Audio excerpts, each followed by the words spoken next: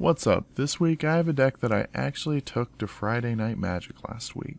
Side note, I'm sorry, but it's taking me longer than I thought it would to set up some live gameplay videos. So if that's something you were looking forward to, I'm sorry, it'll take me a little while to get there.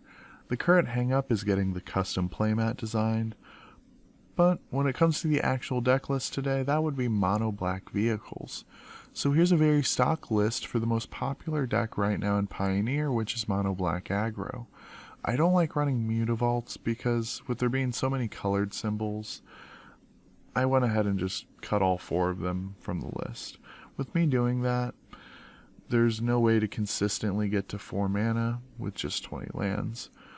So, replacing whatever amount of land that got taken out with Gifted Aetherborn because it has Death Touch, which makes it extremely annoying, and Lifelink, which is extremely needed in this deck for reasons I'll talk about in a moment. Taking Aethersphere Harvester up to a full play set is the next step because this card also has Lifelink, eats other people's Smuggler's Copters, and is one of the few Crew 1 vehicles. When Smuggler's Copter gets banned, we replace that card with Skyskiff, which is a copter without 1 power and the loot effect. Now, the reason I want to play all these vehicles with all of this life gain is because I'm running a playset of Painseers. This card gets you amazing value every single turn that it's on the board, and with so much life gain, you hardly ever take so much damage that it pushes you out of the game. The rest of the deck stays the same with 16 Swamp and 4 Castle Lochthwain. Between the castles, Blood-Soaked Champions, Knights of the Ebon Legion, Murderous Riders, Scrap Heap, Scroungers, you'll always have enough mana sinks to make use of, which is part of why I love this deck. If you get too much mana, you'll just put it into the cards you've top decked, and having multiple creatures that can be summoned back from the graveyard is amazing. The final cards not mentioned are Night Market Lookout, which is the other card along with Painseer that ideally sit there to create your vehicles. The other one is Fatal Push, which is the best kill spell in Pioneer.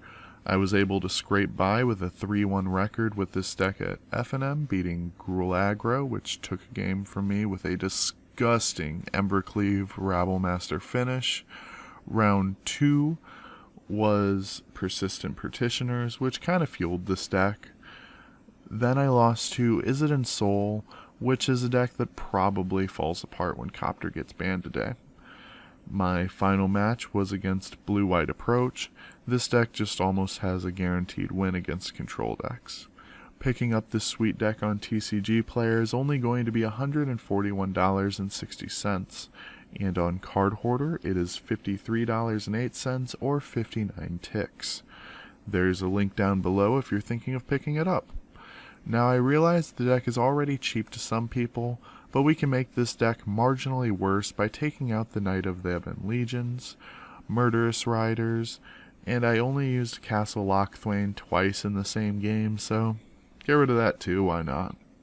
But taking these 3 cards out and putting in more Swamps, Cast Down, and Vampire of the Dire Moon will bring the price down to $42.31.